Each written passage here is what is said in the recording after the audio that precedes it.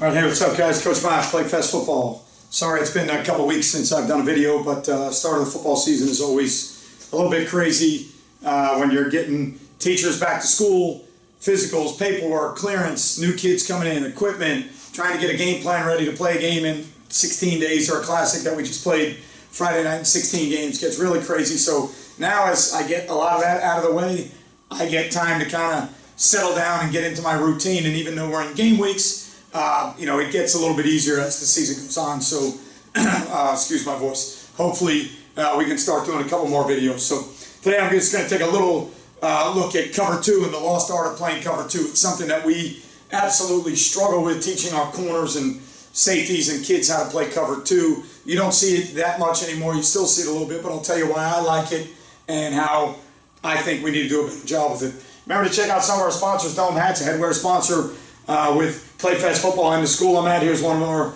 last year's Orange Park versions. All right, customizable, swords up, Velcro on the back. You can change the hat style, you can change colors, you can create your own with their online hat builder. You can design your own hat. So every hat has a story. Make sure you let Dome help you tell the story of your hat. Baker Sporting Goods, company I use for spirit packs, company I use for coaching gear, company I use that supplies my uniforms, my Adidas uniforms. We use Baker Sports for everything, team gear, coach gear, fan gear. They do a lot of great stuff for high school football in the area, so make sure you check out Baker Sporting Goods. Just Play Football is the playbook software I use. If I am going to diagram plays, it's the software I use. If I'm going to do anything with my coaches with a playbook, it's the software I use. If I'm going to do anything for a webinar, or if I have to speak at a Glacier clinic or a national clinic, it is the software I use. So make sure you check out Just Play Football. GameStrack, sideline replay system that we use here at the high school that I'm currently at. If you're looking for highly reliable, highly affordable sideline replay system with great customer service, check out GameStrack. Difference USA, the ultimate striking machine. Get thousands of reps, elbows in, thumbs up, change the tension of the coils. Thousands of reps. You don't need a partner. You can do it inside, outside. You can do it year round. Check them out. HighandTight ball security training aid. Ball has to be held in a proper position with the proper points of pressure in order to hear the beat. Kids hear the beat, they know they've got it right. If they don't hear the beat, something's wrong, so you know you got to fix it. So it gives you that instant auditory feedback to know whether you're right or you have to fix it right away. All right, and then StandPerfect, which is a tool we use a lot. It's a training tool that gets you to be able to teach young kids how to be in consistent and reliable stances. So we'll use it like today. We were doing field goal protection today, working on PAT stuff, and you got to tell linemen that, hey, we want you to be wrong-footed, which means now on the left side, we want your right foot back. So when you have to use buzzwords like heel toe, 6 inches, 4 inches, shoulder width apart, just outside your shoulders, just inside your shoulders, wrong-footed.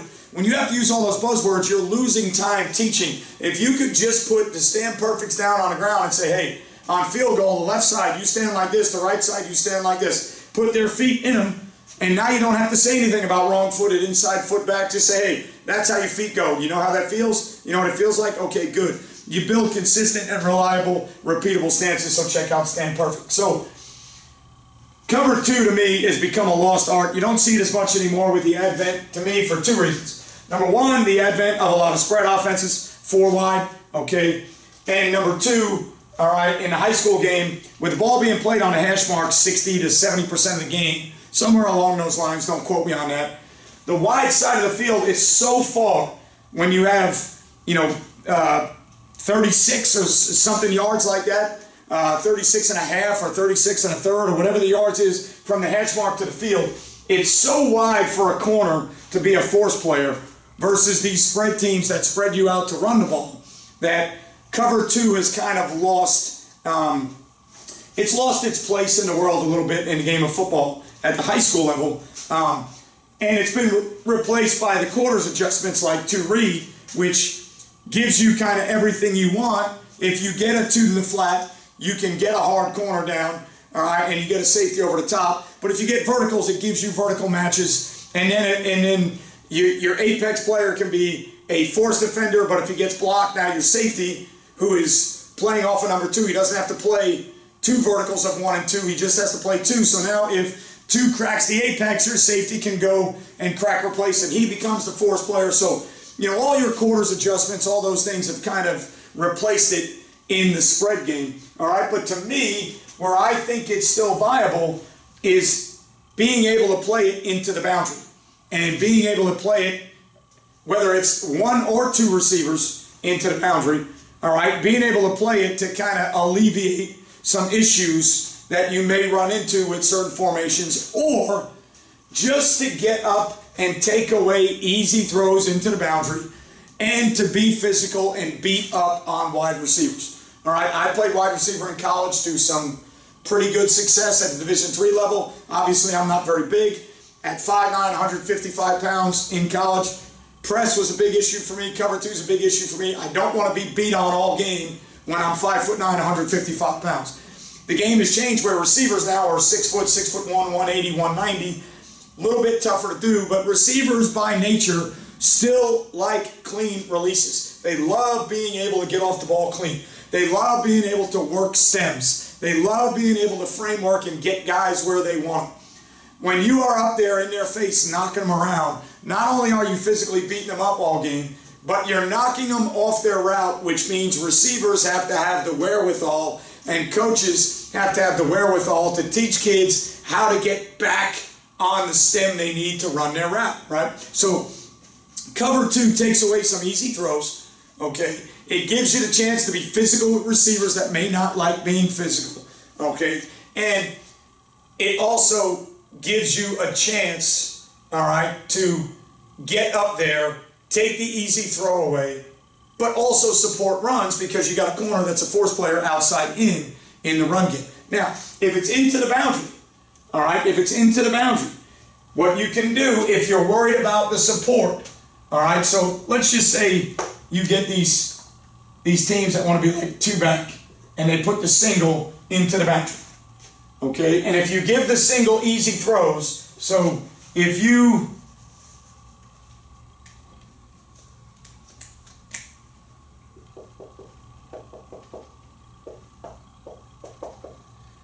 all right, if you try to play 8-man fronts and you keep the corner off the ball and you give them easy throws into the boundary, whether they be straight throws or play action throws, if you give them easy throws into the boundary, all high school quarterbacks can make these throws. But you want to keep that D-gap force player there because the ball is getting run in 2-back sets, power counter, whatever it may be, right? Zone lead, zone bluff, could be anything. So you got to keep the integrity because of the 2-back set and their ability to have 6 or 7 blockers or 6 blockers and read a 7th. You got to have the ability to play that 8-man front. You got to have the ability to get that guy down, right? But if you could have the best of both worlds, if you could get up here in his face and take away some of those throws and beat him up, okay, while still being able to support runs, right? But also having help over the top, because it's real easy to do that. Play him man, play him in some type of quarters technique or robber technique, let him be a run player, let him be extra, and just say you're going to lock up and play man-to-man. Well, the beauty of cover 2 is you have help over the top, right? So you take that safety that plays over the top of the deep half, and I used to love playing way back in 1989 or 90, 88. When I played safety in high school, I used to love playing 2 deep. It was the easiest thing in the world. You get near that hash mark, you adjust off that hash mark a little bit. If there's one receiver you can't get anything easier, you backpedal, be deeper than everything. When the quarterback throws the ball, you break on it. If you get 2 receivers, you lean on number 2. You try to midpoint, but you lean on 2 because 2 is the shorter throw. The ball is in the air and it lets you be an athlete. Now, if your partners do a good job and you can get your corner to reroute. Now, if there's a single, all your corner's got to do is reroute the single. If he can force the single further inside, you've got a chance, and you only have one threat out there unless they're going to go, you know, some type of post wheel deal, but now the corner can pick up the flat route, so you're handled either way. So there's really no stress on you playing the single side half safety. All right, the problem I see that our half safeties have most of the time is they don't want to get enough depth, all right, and then let their athletic ability take them to the football. Okay, the big issue though for me is corners understanding formations, what a reroute is, how to funnel inside, and then sink or break and make a play. So if I'm going to jam this receiver in an old cover 2 fashion, I got to jam him outside. I got to jam him outside in. But while I do that, I also need to see what's going on in these two back sets, you know, because now if you get power this way right here, all right, and you get power and you get that kicked and he gets up wrapped on the mic, the ball needs to be sent to somebody, right? So if your end tries to spill and the mic runs and the guard, you have to spill to somebody. So this corner has got to be able to be physical enough to jam a receiver outside in, funnel him, and then if the ball does come, I've got to be able to squeeze or knock that receiver back or get off of that block and make a play, because technically I'm the force player. We're not going to ask this deep safety to play deep and run the alley. If we want him to run the alley, we'll play a different coverage, right? So the toughest things that I see in cover two, okay, are jamming one and getting off of one when it's time to make a play in the run game as a force play. That's number one. Number two, knowing when one has already rerouted himself far enough that we don't have to chase it inside and get out leveraged by a flat route. Okay? And in single receiver stuff, it's not as pertinent, even though the back can get out, and we have been beat by this before. But in two receiver stuff, if you're playing it to the boundary and there's two receivers there, it really becomes, you know, pertinent, because when you are trying to jam funnel, and this guy brings himself so far inside that he has already rerouted himself, there's no need. Our corners follow this guy all the way in here and then react late and we get out leveraged, or something happens that we don't play the run game because we're still following one. If I would understand how to jam reroute and what a reroute really is, okay? A reroute is getting that receiver off his original stem and affecting the timing, all right, of the passing game and sending it to my help, right? So if it's a single, I'm trying to reroute him, I'm trying to be physical with him, I'm trying to knock him inside towards my safety, and I'm trying to affect the timing of the throw so the quarterback can't get in a rhythm. So if he brings himself this far inside, okay, all I really need to do is get ready to jam. As he goes flat and that far inside, shuffle inside and then sink. All right, so shuffle inside and sink. Because even if I don't get a hand on him, now I'm not being physical with him, I'm not beating him up, I get that part. But if he's going that flat or that shallow, and I just shuffle inside and get ready to sink, he's already brought himself to the mic and the weak safety. He's brought himself to our inside players, okay? If you're really worried about that type of deal and you get it over here, pirate the 3 and the 5 and let the mic run over the top on runs and try and get the ball sent wide. Okay, but when a guy has already rerouted himself, you don't need to do anything else. Now, yes, you're losing physicality. If I don't get my hands on him, I'm not beating his ass up, I'm not being physical with him. Yeah, I get it. But within the concept of what you're doing, you've already rerouted him. He's brought himself that far inside. He's brought you closer to the ball. And now if something comes, you can still play outside leverage, right?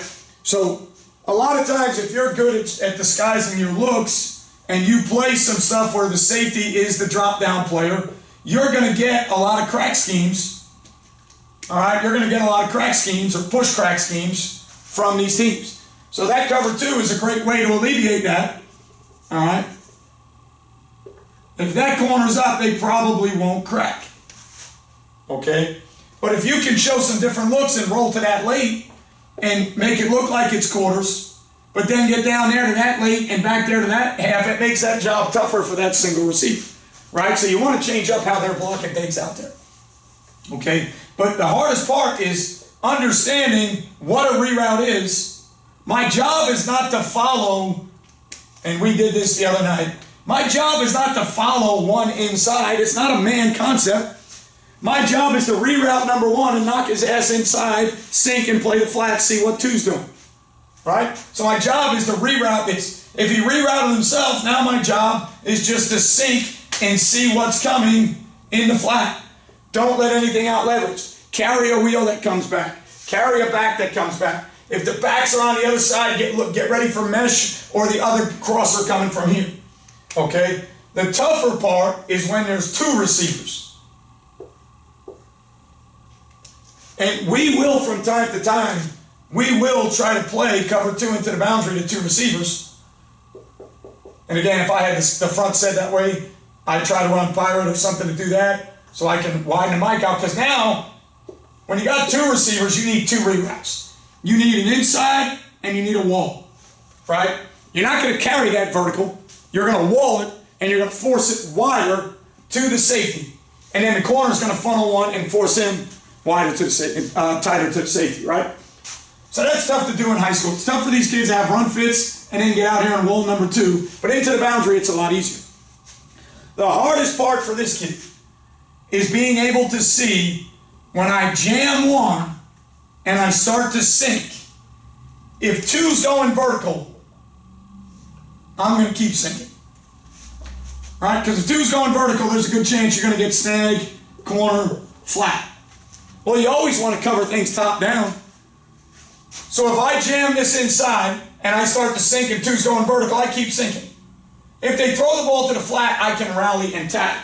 But now I can help that window, that flattened out sail route, or that, all right, corner cut on snag corner, hitch corner, whatever it may be. Okay, if two's going vertical, I need to sink, especially if they try to go verticals to where one.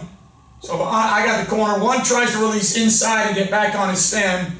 Two tries to go there, run post, and do whatever. Well, as the corner, if I funnel and jam one and sink and two's going vertical, I'm going to keep sinking. Because what that's going to do is that's going to help this safety a little bit hold and cover this window.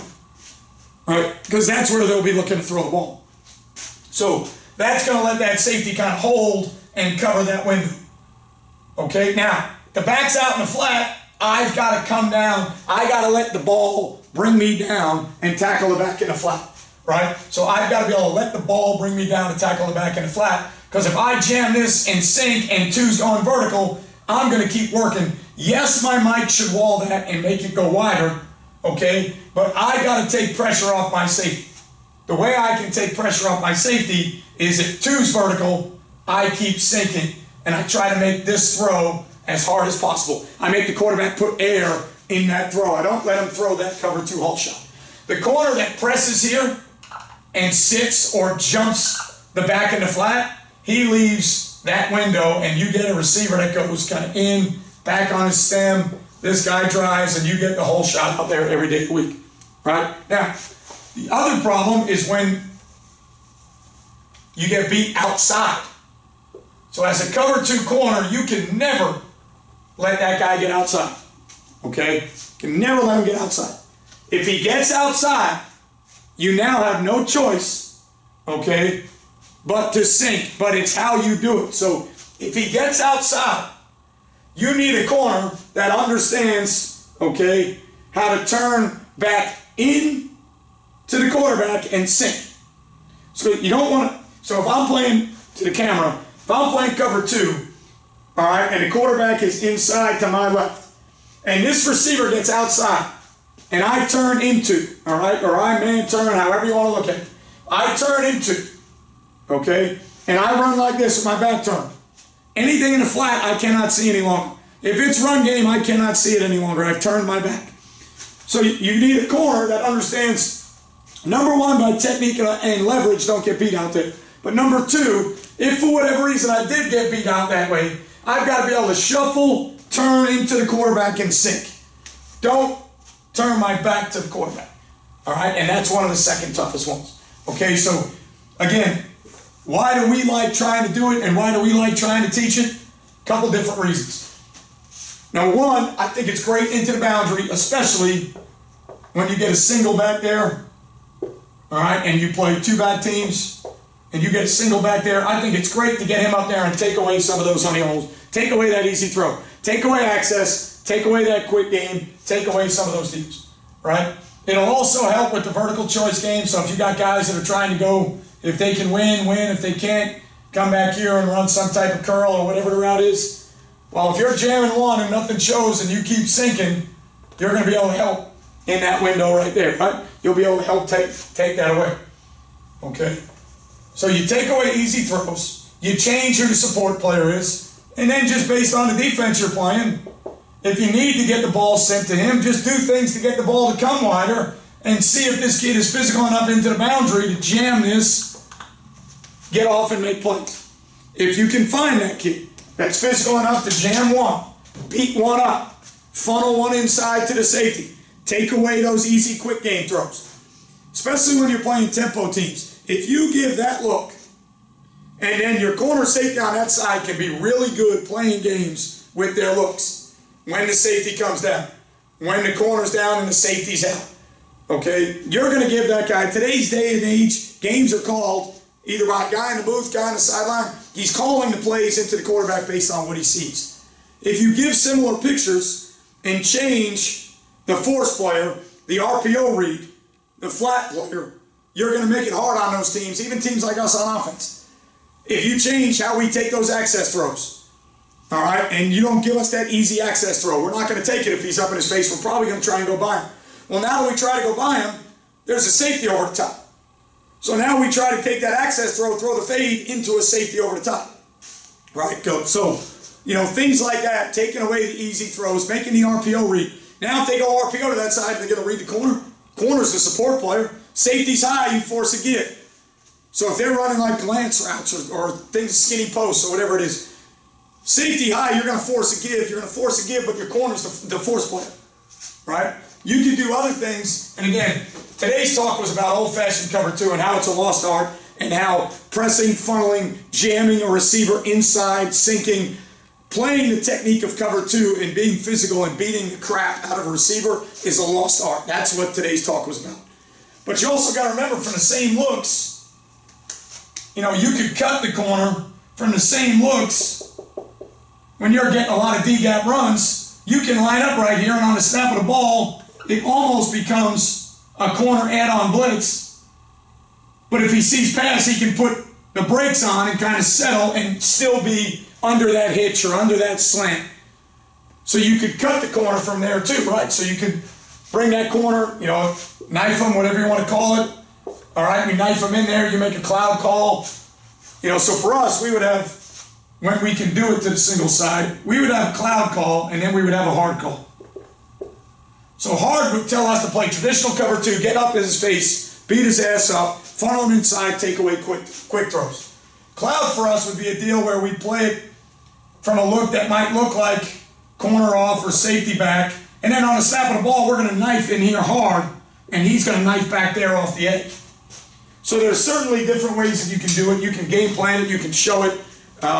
It mixes real good with the three high safety stuff. When we try to play our three high safety stuff, we have double cloud, Tampa, all right, where we play both corners down, and now the safeties are off the half with a safety playing three vertical. We have double buzz, where the safeties are now down playing curl flat, corners are off. So when you get corners that can play multiple coverages from similar looks, it all ties in and it makes it better. But at the end of the day in high school football, it's about playing what you play. So Friday night in our classic, we got beat in the first half 20-0. We couldn't play any of the base stuff. So it doesn't really matter whether you can disguise or not. If you can't technically and fundamentally play the defense that you're in, the disguise of it does you no good. So you only work on, to me at least, disguising, changing looks, playing different coverages if your kids can play it. If you do it just because you want to look like you know what you're doing, all right, and we talk about having 5 or 6 different calls to the single side. We almost never enter a game with all 5 of those because we can't play all 5 of them effectively. And then it's hard because my safety plays both ways. All right, it's hard for me to teach my safety when and where I would like to make those menu calls. Why do we like to play hard? Why do we like to play cloud? Why do we like to play sky? Why do we like to play cone? It's hard to teach all that. So, the old-fashioned cover 2 is really beautiful because you're not looking to disguise anything. I'm up in your face, I'm beating your ass, I'm being physical. If you run the ball, I'm going to get up there and make a play, and you're not going to throw quick, easy throws into the boundary. All right, so into the boundary, I think cover 2 can still be played. I think the technique of it is a lost art. I think you really got to work with those corners to understand how to jam and be physical outside in. Don't get beat across your face, but at the same time, if a guy goes flat, shallow, under, shuffle, he's already rerouted, sink, don't chase him. All things that you got to teach because I think cover 2 has kind of lost its place in the game of football. All right, but that's my 2 cents for today. Hopefully that helps you. We're trying to do a better job with our corners playing cover 2. We didn't do the greatest job of it Friday night. Hopefully if we get a chance to play it this Friday night, we do a better job. But it's something that I like to carry. I love to carry it into the boundary. It's something that I think we need to do. So we are going to keep repping it, keep working it. If you're getting ready to play, good luck to you if you've already opened up. If you got week 1 this week like we do, good luck to you guys. Stay safe, stay healthy, do all the things that you need to do to keep this thing running. If you have to have your senior night earlier in the season to make sure you get a senior night, just keep in mind we're still very much similar to last season as far as that's concerned with our cleanliness and our hygiene and what we're trying to do with COVID protocols. It's still out there. It hasn't gone away yet. Stay safe, work hard. All right, hopefully you guys enjoy a lot of success. I appreciate everything you do for Play Fast Football. Remember to click that subscribe button, turn your notifications on so you know every time I do a video or I go live, if I go on YouTube Live. Leave a comment. If you leave a comment, I'll respond back to every comment that I can see on my end if I'm not in the middle of the season running crazy like I am now. All right, thumbs up, thumbs down if you like the video or don't like the video. I appreciate everything you do for me. Appreciate everything you do for Play Fast. Remember, you won't play well until you play fast, and I'll see you guys next time.